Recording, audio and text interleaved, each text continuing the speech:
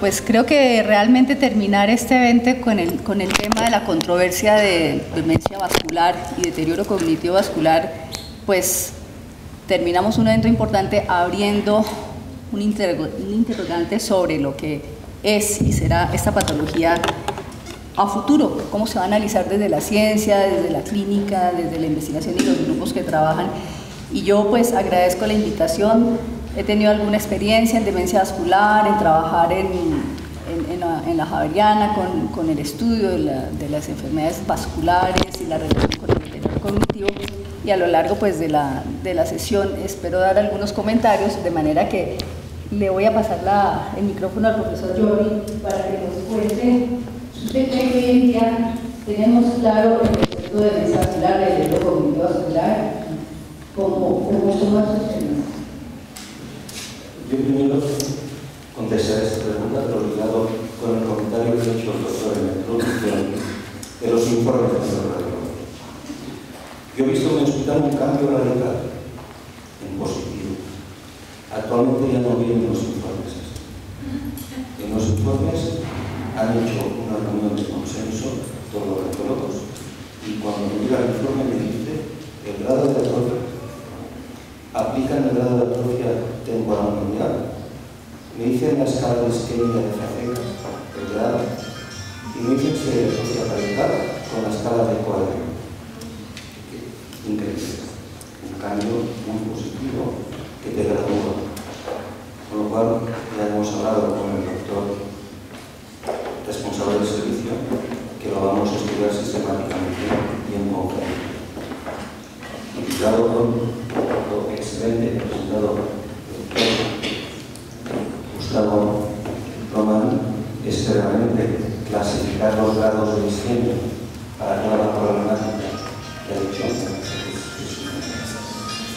Y ligado con esto, cuando ves un perfil cognitivo, cuando predomina la patología subcortical, no es el perfil que yo observar en la Alzheimer. Ves un perfil, como decía Gustavo Román, de tipo disejecutivo. Se mantienen las memorias altas y lo que es la evocación categorial, el clima de interés, la función ejecutiva médica con la torre de Londres están mal.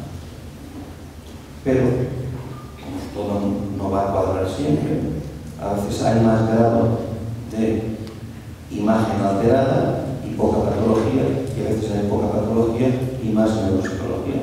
Y ese es el reto, la combinación de lo vascular con lo degenerativo primario o cosas que no sabemos. También le decía yo ayer al doctor Gustavo Román aquel artículo del Neurology donde se veían dos triángulos. En un triángulo decía Alzheimer disease, el otro colocado a la inversa decía vascular dementia. En unos estudios hay mucho de Alzheimer y poco de vascular, y en otros hay mucho de vascular y poco de demencia. Tienes distintos cortes que al final te dan la fisiopatología. Y el ejemplo que el doctor ha citado, el tema de las monjas, ha sido muy claro. Y también usted ha citado antes el tema del infarto cardíaco. El infarto cardíaco en el páramo. O hay una parte del circuito de Pavez, y en el otro lado te desmoronas. He hablado mucho como cosa previa, pero me parecía que se debería de comentar. Si lo tenemos claro, pues también depende. Hay casos que están muy claros, otros no son muy claros por la situación de transición.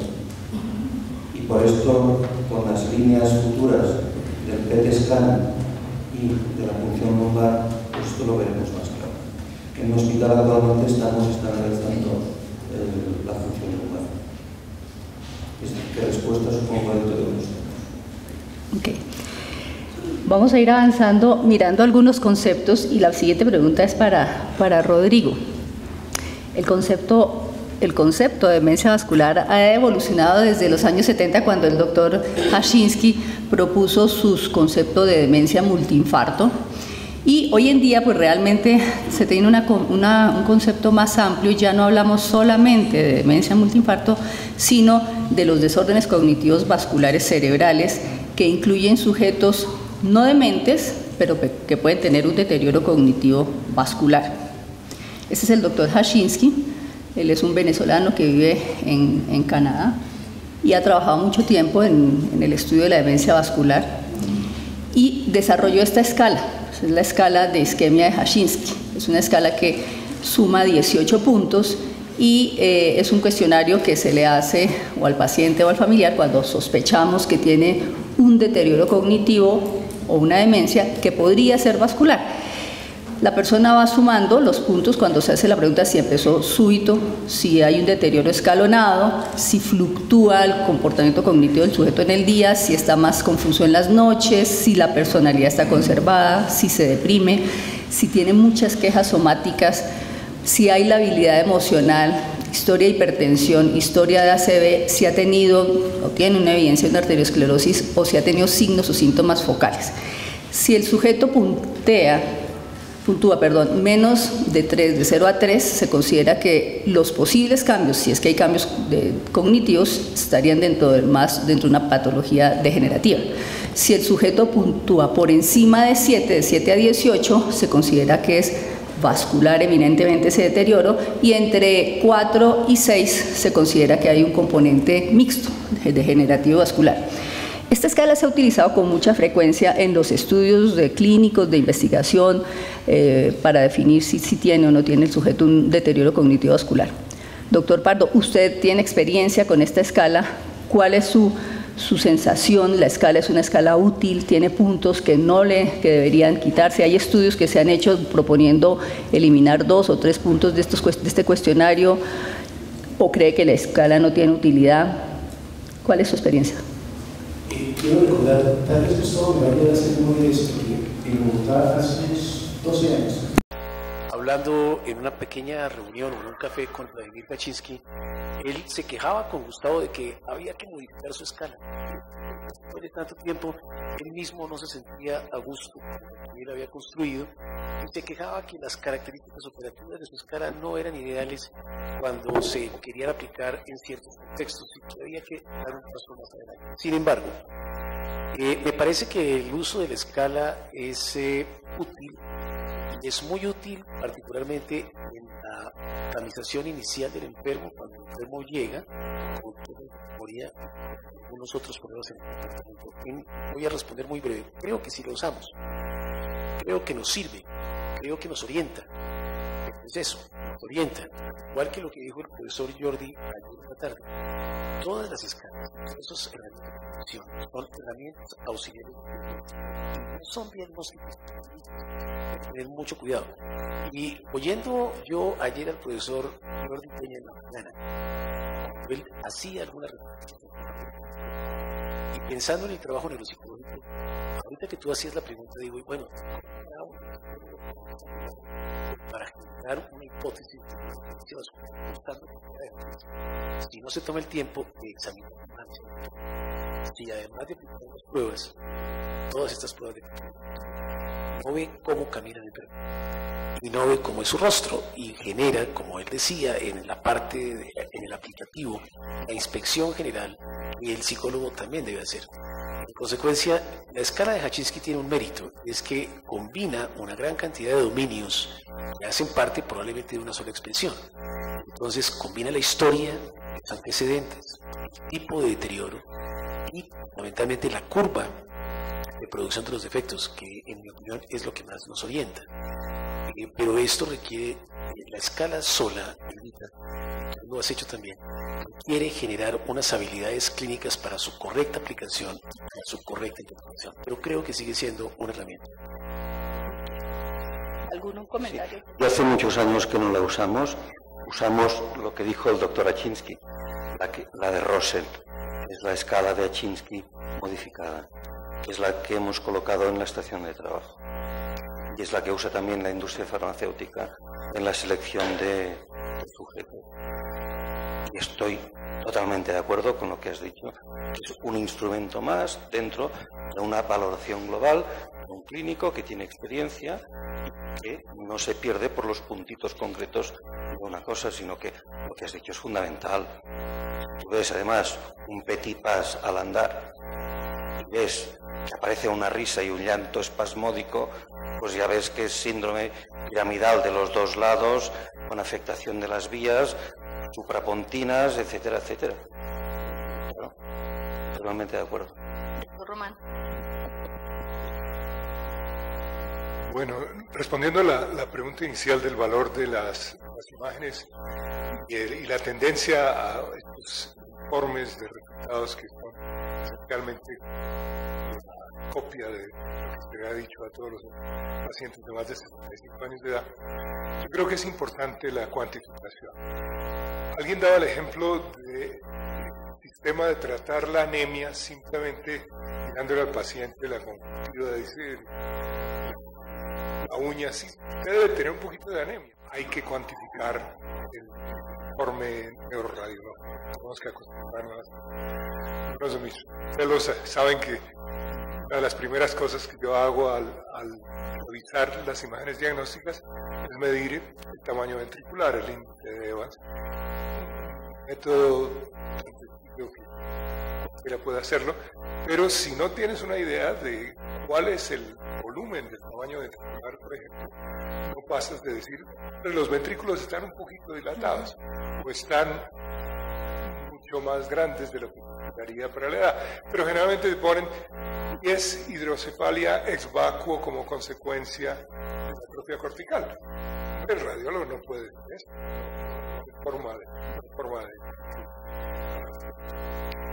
Estoy también de acuerdo con el valor de la escala isquémica de H, aunque la tendencia sí es a dar la variación no como prueba diagnóstica.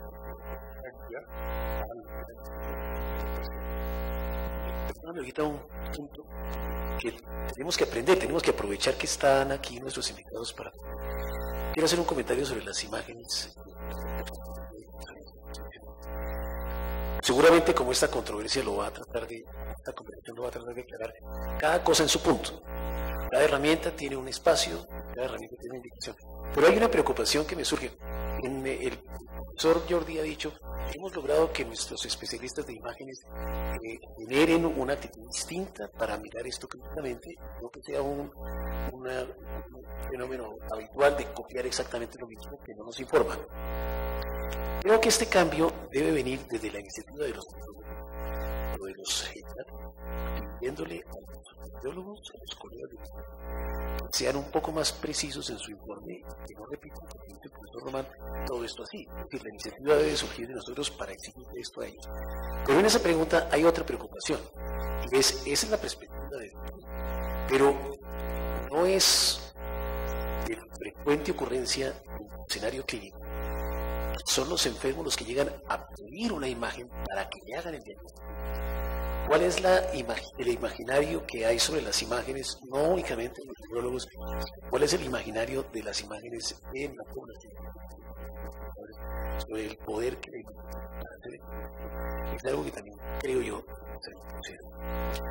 En cuanto a las escalas, a mis alumnos les enviamos a una web extraordinaria de la cual yo me he bajado imágenes, he montado mis clases. Cuando voy como profesor a Santiago de Chile siempre lo explico. Hay una web que se llama Radiology Assistant. Perfecto. Usted se va al ámbito de la patología vascular, al ámbito de la epilepsia y al ámbito de las demencias, que tiene muchas más cosas. Pero bueno, están allí todas las escalas explicadas, todas, con ejemplos. Y es realmente un instrumento que debe de conocer un neurocirujano. Este tema se lo voy a pasar al doctor Román. Quiero que nos dé el placer de contarle al auditorio este trabajo tan importante que usted hizo desde el 93, construir los criterios del NINSIREN para hablar de demencia vascular. Que usted mismo nos cuente qué piensa hoy en día de sus criterios. Ya cumplen más de 12 años, siguen siendo válidos, ¿qué le cambiaría? Bajo los análisis del VASCOG, el VASCOG es un grupo que viene trabajando ya hace como unos 7 años en el estudio de la demencia vascular y se hacen congresos cada 2 años de deterioro cognitivo vascular y demencia vascular, y este grupo ha tratado de revisar y replantear si existen unos criterios adecuados o hay que revisarlos de demencia vascular o deterioro cognitivo vascular, tanto clínicos como radiológicos, así como los estudios neuropsicológicos ideales para llegar a un buen diagnóstico. Doctor Román, usted fue autor de estos criterios, cuéntenos por favor cómo los construyeron, su experiencia y qué piensa hoy en día de eso. Bueno, es un tema muy cercano a mi corazón por una razón muy importante. Mi maestro de neurología en la Universidad de Vermont, el doctor Poser, Charles Poser, fue la persona que hizo uno de los primeros criterios de diagnóstico. Y en las conversaciones él enfatizaba el hecho de que antes de los criterios de Poser era imposible seleccionar pacientes para un estudio controlado, porque lo que al colega el doctor Rodrigo Pardo puede parecer que no es una vacunal o algo así. De manera que lo primero que se necesita para entrar a un ensayo, para tener una cierta homogeneidad en lo que estamos haciendo, para que todos hablemos el mismo lenguaje, que cuando hablemos de una demencia multifásica, mismas características patológicas, era necesario entonces poner de acuerdo a todos los que estaban en el campo. Y en ese momento yo estaba de salud y aproveché lo que es efectivamente el peso del conjunto de la institución. Cuando llega una invitación hecha para participar en un panel, dejas lo que estés haciendo porque tienes que ir a participar. Es una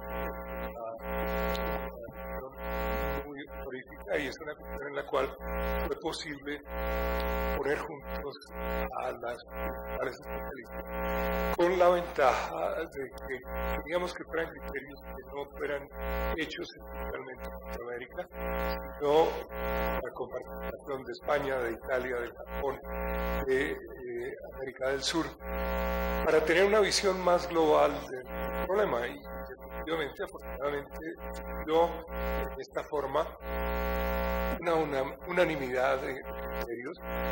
El problema que tenía en este momento los criterios que siguen teniendo es el hecho de que el diagnóstico de demencia requería en ese momento que existiera un test de memoria. Naturalmente sabemos que hay pacientes con una demencia muy severa, en los cuales la memoria o no está afectada o no es el primer elemento. Entonces, eso ha sido, digamos, un elemento de la aceptación del caso. Pero una vez que aceptas la demencia, cruzas el umbral en el momento en que el paciente pierde su independencia, en el cual la ejecutiva ya no le permite funcionar en forma independiente, entonces estamos de acuerdo en que el segundo punto que también es el de determinar el tiempo que debe transcurrir desde el evento vascular hasta la aparición de déficit. Se hablaba de que estos unitos clínicamente elocuente debían pasar 3 meses, ¿vales? Un intervalo para que ocurriera la recuperación que iba a ocurrir y el paciente presentara entonces. Este problema se magnifica cuando aprendimos con los estudios de población que mencionaba, que hay gente que tiene evidencia de infartos grandes y pequeños que nunca han tenido una manifestación clínica. Sin embargo, en una prueba, en una serie de pruebas neurológicas, comienzan a demostrar entonces que les fallan. Son pacientes que tienen la capacidad de enfrentarse al mundo sin que se les note que tienen. De manera que los criterios sirvieron para prácticamente todos los ensayos clínicos controlados con los medicamentos de casas, con agenda, con otros medicamentos, de manera que cumplieron su propósito. Siguen siendo útiles para diagnosticar un paciente que tiene una demencia de tipo vascular. Los cambios en los conceptos incluyen lo que mencionaba el doctor Jordi, que realmente hoy sabemos que en el anciano y en el montañoso prácticamente siempre va a haber un componente de Alzheimer que al componente vascular. Y por otra parte, ha ido mejorando las imágenes diagnósticas que permiten diagnosticar con mayor certeza esto. El VASCOG, el grupo internacional para el estudio de las manifestaciones cognitivas y del comportamiento de origen vascular, hizo dos cosas importantes. Primero, manifestó su desacuerdo con el hecho de llamar a el test Vascular Cognitive Impairment.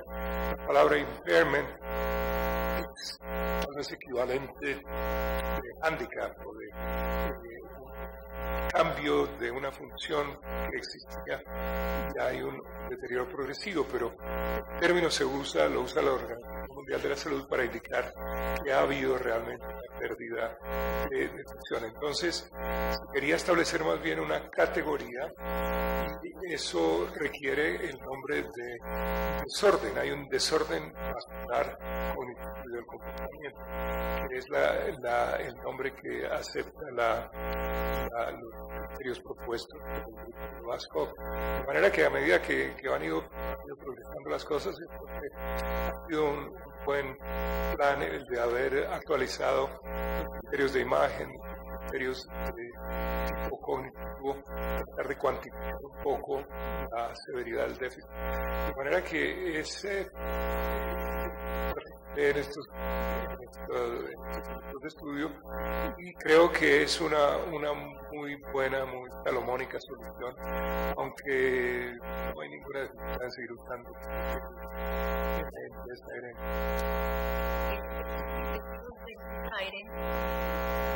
es improbable, posible y hace un análisis también de los hallazgos en las imágenes. Ahí trata de diferenciar las imágenes que muestran infartos estratégicos, infartos grandes, infartos, enfermedad lacunar, y algo que en algún momento usted menciona ahí como Alzheimer con componente vascular. ¿A qué se refiere cuando habla de componente vascular, cuando tenemos este panorama de lesiones vasculares? ¿Cualquiera de ellas, un paciente con una lesión de Alzheimer o...?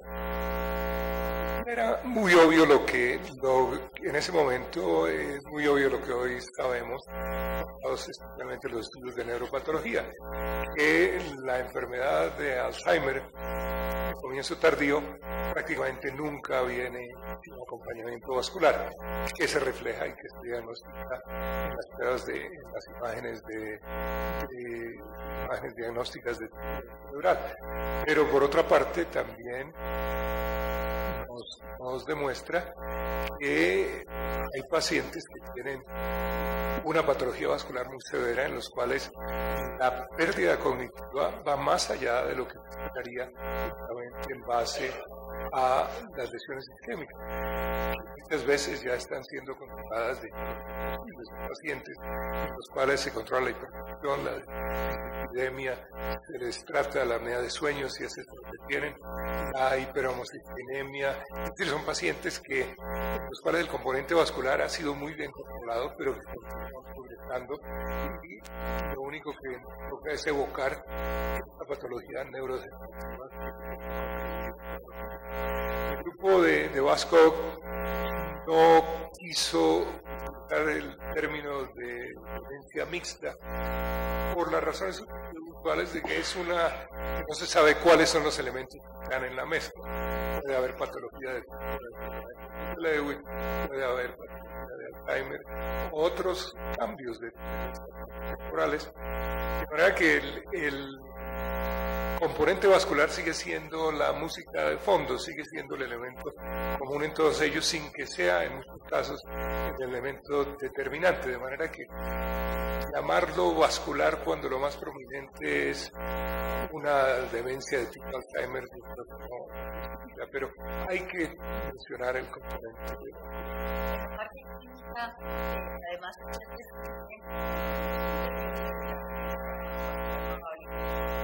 de la marcha, la incontinencia urinaria y la parálisis pseudovulvar, además de unos cambios de personalidad de afecto.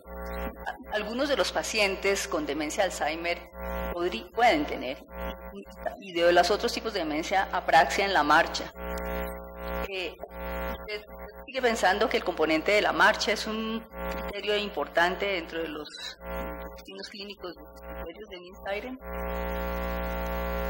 Sí, yo creo que es la falla que mencionaba Rodrigo, la desventaja que tiene el neuropsicólogo cuando la única oportunidad que tiene de examinar la marcha y tiene que ser un excelente clínico es entre la puerta y el escritorio. Entonces, si es tan obvia que en ese momento aparece como una marcha perturbada, una apraxia de la marcha, entonces ya va a influenciar el diagnóstico.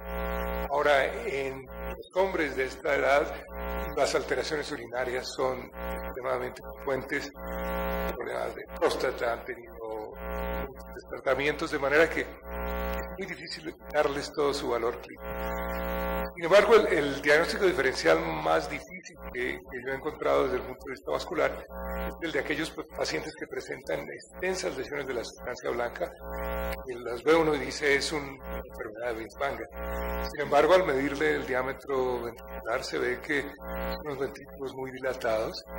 Lo más sorprendente es que hacerle la punción lumbar y drenarles el líquido mejora la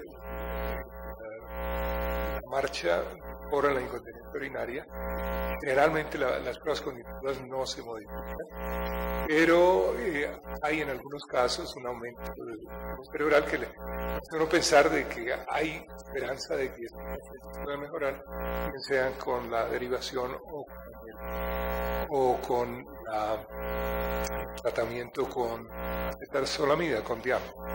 De manera que ese es todavía la tierra de nadie, la frontera entre lo puramente vascular o las lesiones que ya han llegado a su punto máximo desde el punto de vista de lesión de la sustancia blanca, o el componente que no entendemos muy bien de por qué se va a dilatar el ventrículo al punto de producir un cuadro de tipo Hakim. Olga Lucía. Perdón, en ese mismo punto, antes de que pases, yo quería preguntarle a Gustavo algo sobre lo que él está diciendo, y es la tríada clásica del síndrome de Hakim.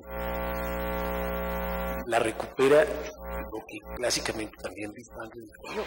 Es decir, hay una sobreposición de los cuadros clínicos y, he dicho muy bien, en algunos casos convendría hacer la punción lumbar. Quisiera preguntarte, ¿por qué la enfermedad de Binswanger no ha logrado tener toda la visibilidad que se han tenido en las sistemas de difusión? ¿Cómo actuar frente a ese paciente en quien hay ventrículos dilatados, un cuadro muy subcortical y no mejora con la punción lumbar? ¿Podemos mantener la categoría diagnóstica de Binswanger?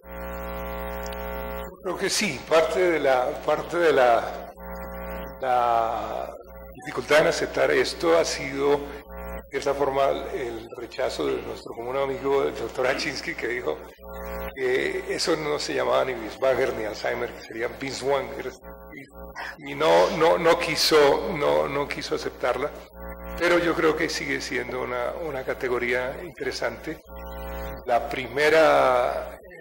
Uno de los primeros casos familiares de enfermedad de Binswanger descrita por el doctor Ludo van Bogaert con ese nombre fue la primera familia con Adacil. Entonces, dos hermanas que tenían cuadro de comienzo temprano de lesiones de sustancia blanca con una demencia subcortical, con cuadro pseudobulbar, trastornos de la marcha, un cuadro perfectamente típico, en el cual posteriormente se demuestra que es realmente un cadacil descrito como una forma familiar de enfermedad de Wenger, de manera que dentro de ese síndrome de Wenger se podría incluir esto. Claro que hay gente que lo protestaría, no sé cuál será. Doctor Peña, y de una vez le agrego otra pregunta. ¿Usted cree que existe la hidrocefalia a presión normal o es una variante de la enfermedad de Alzheimer? ¿O es una alteración metabólica vascular periventricular? Menuda pregunta. Sí, lo sé, no me habían avisado que había esto. Yo me encuentro aquí ahora. Bueno, bromas aparte, esto merecería una larga reflexión. Pero sí que es cierto que hay casos muy puros de hidrocefalia reabsortiva. Y en muchos de ellos hemos tenido antecedentes de hemorragia cerebral, etcétera, etcétera. Estos forman una parte. Después, el tema de la discusión del ex vacuo versus tal, pues yo lo veo más como el conjunto, voy a usar la palabra que me encanta, la patocronia de la enfermedad a lo largo del tiempo. Darle una respuesta concreta a esto ahora no la puedo dar. En cuanto a las lesiones vasculares, vamos a hablar un poco de las lesiones subcorticales. El doctor Román nos mostraba unas lesiones con unas imágenes impecables de los diferentes daños a nivel vascular y microvascular. En especial en este tema de la demencia vascular y la demencia vascular subcortical, se habla de los circuitos frontales subcorticales, donde se han involucrado territorios dorsomediales prefrontales, se ven alteradas las funciones ejecutivas, áreas mediales prefrontales, donde se involucra la parte volitiva y el inicio de la acción del sujeto y las regiones orbitofrontales, donde se involucra el comportamiento social. Hay imágenes que muestran realmente el avance con las imágenes para la ayuda diagnóstica ha sido muy importante, y quería preguntarle al doctor Román si en sus criterios definitivos cree que la imagenología no puede entrar ahorita a jugar un rol y tener un criterio allí para que no tengamos que depender solamente de la necropsia. En las imágenes ya estamos a un nivel en que podamos identificar claramente que son lesiones vasculares, que no hay amiloide, por lo menos son las dos patologías más frecuentes que podrían combinarse cuando estamos dudando de si es una demencia vascular o no, o definitivamente es criterio solo patológico. Bueno, es una pregunta muy difícil. Cuando hablaba Robinson de la dificultad, de la frustración, por decirlo mejor, que experimenta la familia que ha tenido que pagar un examen muy costoso, en el cual le dice, no tiene nada que no tenga el viejito del lado. Eso es realmente muy frustrante porque al clínico no le ayuda y a la familia menos después de haber hecho un gasto significativo. Yo creo que este aspecto del costo ha sido un factor importante en limitar un poco el avance de las imágenes diagnósticas. Lo que hemos estado viendo es que la resonancia magnética ofrece, por así decirlo, el mapa aéreo de cuál es la topografía de las lesiones cerebrales, dónde están localizadas, y eso intuitivamente y correlacionado con resultados de neuropsicología, con las manifestaciones clínicas, ya te llevan en una dirección o en la otra, de si hay una interrupción de circuitos. El otro examen en el cual encuentras un elemento de diagnóstico tal vez un poco más cercano es la tomografía de emisión de positrones, el PET scan. Inicialmente el uso del complejo de Pittsburgh era muy costoso, sigue siendo tremendamente caro, pero seguimos usando lo que usan los oncólogos, que es la fluorodeoxiglucosa, que muestra el grado de metabolismo de diferentes regiones cerebrales. Y este te ayuda porque es muy típico el patrón en la enfermedad de Alzheimer. Entonces, cuando ves el hipometabolismo cuadrante posterior, el pecunios, sabes que esto es una enfermedad de Alzheimer. Y el grado de severidad de ese hipometabolismo cerebral permite inmediatamente dirigir el diagnóstico en la dirección correcta. La prueba del uso de la arterial spin level imaging para ver el flujo cerebral tiene muy buena correlación con el PET y ayuda también a encontrar